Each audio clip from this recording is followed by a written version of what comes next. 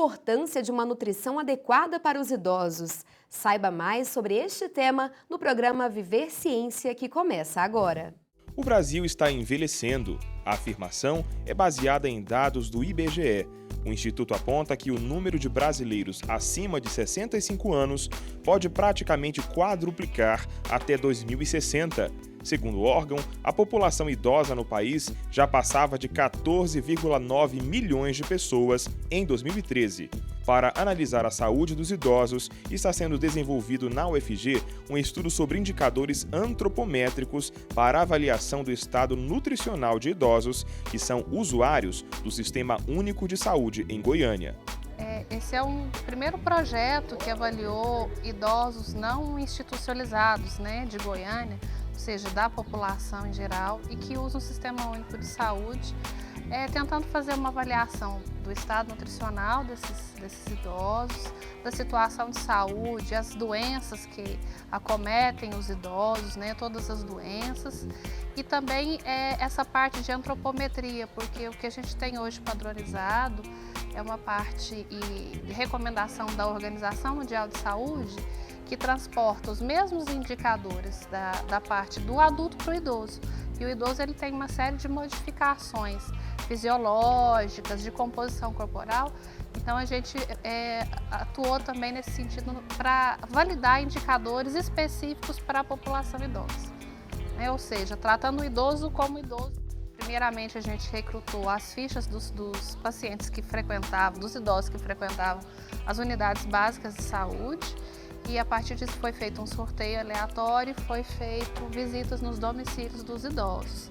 E aí iam duas pessoas, uma para aplicar o questionário, que tinha toda essa parte do inquérito socioeconômico e de saúde, E também a parte outra pessoa, que era um antropometrista treinado, para fazer todas essas medidas, peso, altura, dobra, circunferências, aferir a pressão, fazer todas essas avaliações.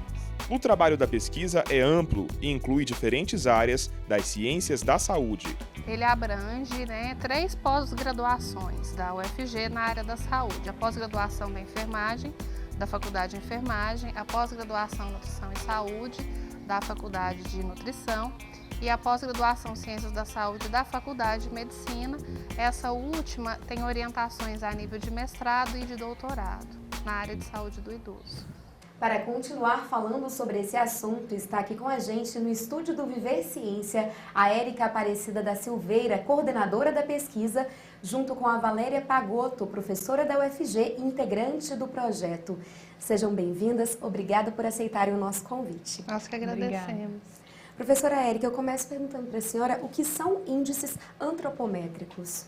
Índices antropométricos são valores que a gente usa na área da saúde, que mede o corpo, segmentos corporais, para predizer o estado, a composição corporal, o estado nutricional. E aqui a gente tem vários, Por exemplo, o mais conhecido, popularmente conhecido, que é o índice de massa corporal, que é peso dividido pela altura ao quadrado. A gente tem também circunferência da panturrilha, que serve para avaliar o nível de massa magra, de tecido muscular. A gente tem circunferência abdominal, que indica o risco cardiovascular, tanto para homem quanto para mulher. E eles são diferentes conforme faixa etária, para criança, para o adulto, para o idoso, e conforme também o sexo da pessoa. Quais são os critérios que definem esses pontos de corte? No caso, a senhora falou, o MC é um exemplo, do que é ideal e o que está fora da média para a saúde dos idosos? Esses pontos de corte dos índices antropométricos padronizados para o adulto não são aplicáveis ao idoso, porque ele tem toda uma modificação corporal, fisiológica, de composição corporal. Então, a gente precisa investigar. Então, uma das propostas, tem várias pesquisas sendo conduzidas no mundo, mas no Brasil ainda são poucas, a nossa é a primeira aqui do Centro-Oeste, justamente tentando avaliar quais os indicadores mais adequados para o idoso. Então, a gente faz uma série de coleta os dados na população idosa, em vários idosos, faz todas essas medidas e depois faz análises estatísticas sofisticadas para tentar definir esses pontos de corte, conforme, né, padrão ouro, medidas padrão ouro, como densitometria corporal total, que é um exame que a gente fez no idoso que é mais caro, para tentar definir qual é o mais adequado para predizer gordura, massa magra, ou para predizer doenças como risco cardiovascular ou hipertensão arterial. Quais foram os resultados já obtidos com a pesquisa?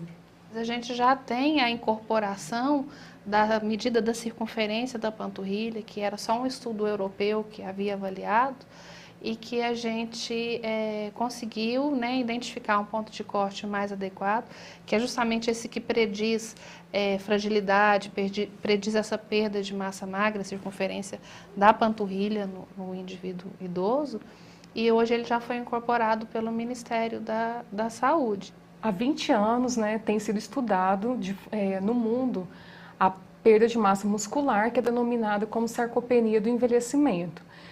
No entanto, né, várias técnicas, né, têm sido utilizadas para dimensionar a quantidade de massa muscular no corpo humano. E as técnicas existentes são técnicas muito de elevado custo e que para alguns países não são aplicáveis, que é o caso, né, do Brasil, país em desenvolvimento como o Brasil. Então, quando a gente tem em cenários, né, como essas condições, são propostos outras medidas de menor custo, como as medidas antropométricas. Então, nós estudamos a circunferência da panturrilha como uma proposta para avaliar a massa magra de forma mais rápida, de baixo custo, na população de idosos. Porque aplicar uma medida como, por exemplo, a densitometria em uma população, por exemplo, usuária do SUS, que foi a que nós estudamos, ela se torna inviável em função do custo desses exames. Então, na atualidade, né, não só o nosso estudo aqui no Brasil, né, outros também estão propondo medidas de rastreamento, tanto por meio da antropometria, como por meio de avaliação subjetiva de saúde, para conseguir, né, avaliar uma maior quantidade de pessoas, no caso, né, de idosos, possível. Ok. Quer participar do nosso programa? Envie uma mensagem para o Twitter ou Facebook e acesse a nossa página na internet. O Viver Ciência vai para um rápido intervalo. A seguir, saiba como prevenir doenças na velhice por meio de uma nutrição adequada ainda na juventude.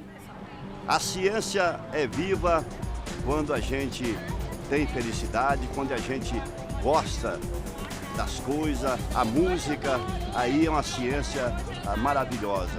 Você sempre tem que ter esta ciência no seu pensamento, no futuro, tudo aquilo que você vai fazer.